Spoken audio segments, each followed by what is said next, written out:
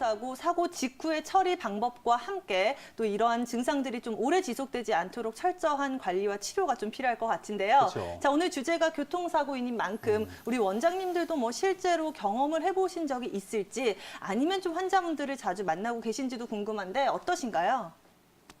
저는 보험료가 높아요. 사고가 좀 많아서. 아, 여기 계셨군요. 네. 근데 뭐 저희는 이제 진료를 해야 되니까 네. 자체적으로 아마 보통 원장님들은 치료를 자식이 스스로 하고 그리고 진료에 임하실 것 같아요. 근데 이제 제일 중요한 게 뭐냐면 네. 뇌진탕이에요. 뇌진탕이요. 이게 메스 꺾고 머리도 아프고 어지러운데 교통사고 후에 메스 꺾고 어지럽고 또 토할 것도 같고 그런데 MRI까지 찍어봤는데도 이상이 없어요. 근데 그 뇌진탕 증후군을 상당히 오랜 기간 동안 앓고 계신 분들이 대단히 많으시고요. 그것을 치료하는 데 있어서는 물론 이제 한방적으로는 추나 치료나 여러 가지 치료가 있기는 한데 가장 중요한 거는 이럴 때 이제 한약을 쓰실 수 있다는 거, 한의원에 가시면 그게 가장 중요한 것 같아요. 한약 쓰시면 요 뇌진탕 증후군은 정말 잘 치료됩니다. 사고 직후에 나타나면 그나마 다행이지만 그쵸. 시간차를 두고 나타나기 때문에 아무래도 뭐 치료를 좀 미루시는 분들도 굉장히 많잖아요. 맞아요. 그렇기 때문에 뭐 치료의 골든타임이 중요하다라는 말도 있는 것 같은데 원장님들 그렇다면 교통사고가 발생한 다음에 치료 시기, 적절한 치료 시기는 언제쯤으로 저희가 생각하면 좋을까요?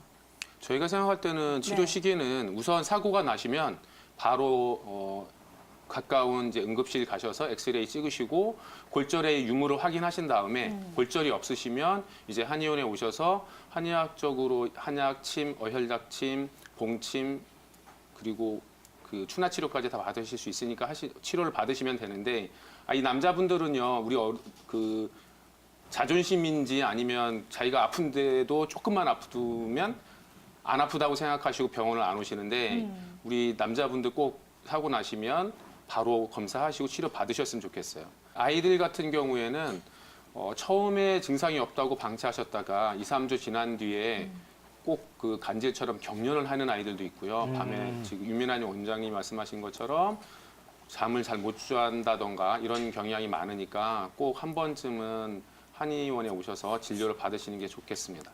특히나 이런 교통사고 후유증 때문에 고생하시는 환자분들의 사례도 좀 들어보면 도움이 될 것 같은데 그쵸. 바빠서 치료를 미뤘다가 아차하는 순간에 이 증상을 키웠다. 이런 환자분들 보시는 경우가 좀 많으신가요? 저는 어제 오신 분인데요. 네.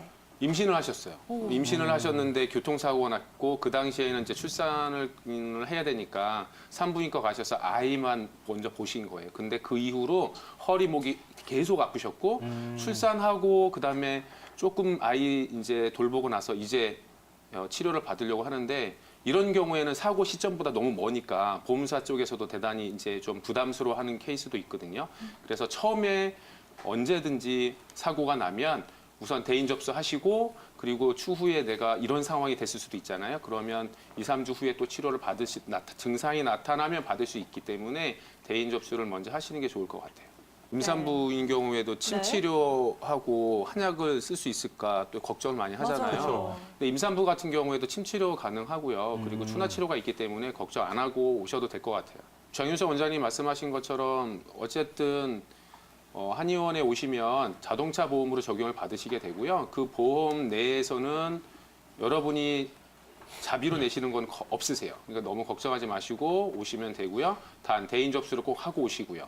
그렇게 되면 저희가 해드릴 수 있는 모든 걸 다 해드릴 수가 있습니다. 그리고 지금 추나 계속 말씀드렸는데요. 이제 3월부터는 내년 3월부터는 건강보험에 적용을 받는 게 이제 추나가 포함이 되었어요. 그래서 여러분들 본인 부담금 50%만 내시면 이제 3월부터는 추나를 여러분도 큰 비용 들이지 않고 받으실 수가 있게 되었습니다. 또 요거 잠깐 소개해드리고 지나가겠습니다. 그렇다면 이런 치료와 함께 증상 개선 속도를 높이기 위해서 평소에 또 어떤 부분을 신경 써야 하는지도 저희가 알아봐야 되잖아요. 그럼요. 자, 이 부분에 대해서는 윤홍일 원장님께서 설명해 주실까요? 네, 우리가 하지정맥류의 원인 중에 하나가 비만이라고 했잖아요. 그래서 우리가 적정한 체중을 유지해 주시는 게 정말 중요합니다.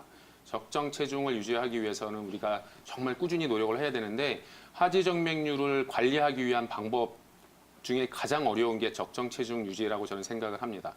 그리고 우리가 하이힐 많이 신으시는 분들 많잖아요. 그래서 젊었을 때 하이힐을 많이 신으시면 종아리 근육이 긴장이 많이 되고 종아리에 있는 근육이 약해지기 때문에 펌프질을 해서 다시 심장으로 혈액을 올려보내지 못하거든요. 그래서 하지정맥류가 많이 생기세요. 또 하나 날씬해 보이려고 너무 꽉 꼬이는 속옷이나 옷을 입지 않으시는 게 좋을 것 같습니다. 그리고 휴식 시에는 가장 중요한 게 뭐냐면 심장보다 다리를 좀 더 높이 유지해 주시는 게 더욱 좋습니다. 그리고 운동은 가장 가벼운 걷기 운동이 제일 좋고요.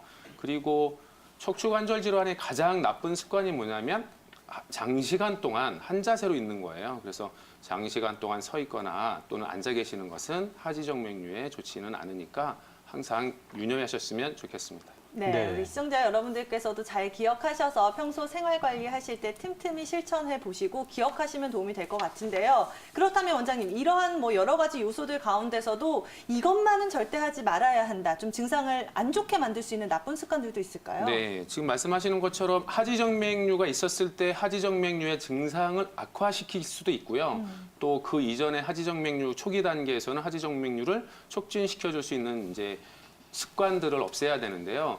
우선은 우리가 비만해지지 않아야 되겠죠. 그리고 변비가 있어요. 우리가 너무 식습관이 안 좋아서 너무 탄수화물 많이 먹고 인스턴트 많이 먹어서 비만이 되면 하지정맥류 안 좋고요. 또 섬유질을 드시지 않고 소식하다 보니까 변비가 생기는데, 변비가 생기면 그 장내의 그 압력이나 이런 것 때문에 다리에서 이 몸통으로의 혈액순환이 좋지 않아져요. 따라서 변비도 꼭 해결을 해야 될 부분이고요. 그리고 또 하나는 이제 꽉 꼬이는 옷 안 입는 거, 이것도 항상 아까 계속 반복적으로 나오는 얘기지만 그렇습니다. 하이힐은 또 하나 말씀드리자면, 하이힐을 신으시면요 골반이 앞으로 이렇게 변형이 돼요. 그래서 하체 순환이 안 좋기 때문에 당연히 부종이 생기기도 하고요. 그다음에 다리 꼬는 자세 안 좋습니다. 여러분들 우리 커피숍에서 멋있게 있으시려고 다리 꼬시는데 그거 안 좋고요. 그다음에 등산이나 강한 근력 운동도 이게 튼튼할 때는 괜찮은데 하지정맥류가 생긴다거나 생기는 시점에서는 좋지 않습니다. 가벼운 걷기가 좋고요. 마지막으로 역시 장시간 동안 한 자세로 있는 게 좋지 않습니다. 이렇게 평상시에 두통이 심하신 분들은 어떤 치료를 받으면 좋을까요? 자, 두통이 있으신 분들은 우선 이 두통이 어떤 두통인지를 확인을 하셔야 되는데요. 긴장성 두통인지 아니면 정말 편두통인지 또는 군발성 두통인지 이것을 진단을 받아서 그 치료를 진행을 해야 됩니다. 자, 긴장성 두통은 보통은 대부분의 두통이 긴장성 두통인데요. 스트레스로 인해서 목 주위의 근육이나 머리에 있는 측두근, 이런 저작근, 이런 근육들이 우리의 두통을 유발하는 경우가 많고요. 그리고 두 번째는 편두통은 이제 머리로 올라가는 혈류의 차이 때문에 오는 두통이라고들 하는데요. 이것은 역시 침 치료에서도 잘 치료가 되기도 하고요. 군발성 두통은 뭐 무시무시한 두통이고요. 뇌에서 무슨 천둥이 친다든가 눈에 빛이 번쩍인다든가 이런 두통인데 많지는 않습니다. 그런데 팁을 하나 더 드리면 우선 내가 소화가 잘 되는지 안 되는지를 먼저 확인하시는 게 좋으세요.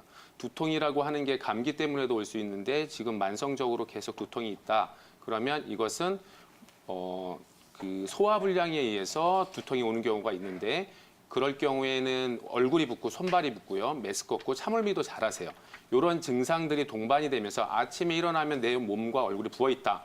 그러면 소화 기능에 의한 소화 불량에 의한 두통인 경우가 있습니다.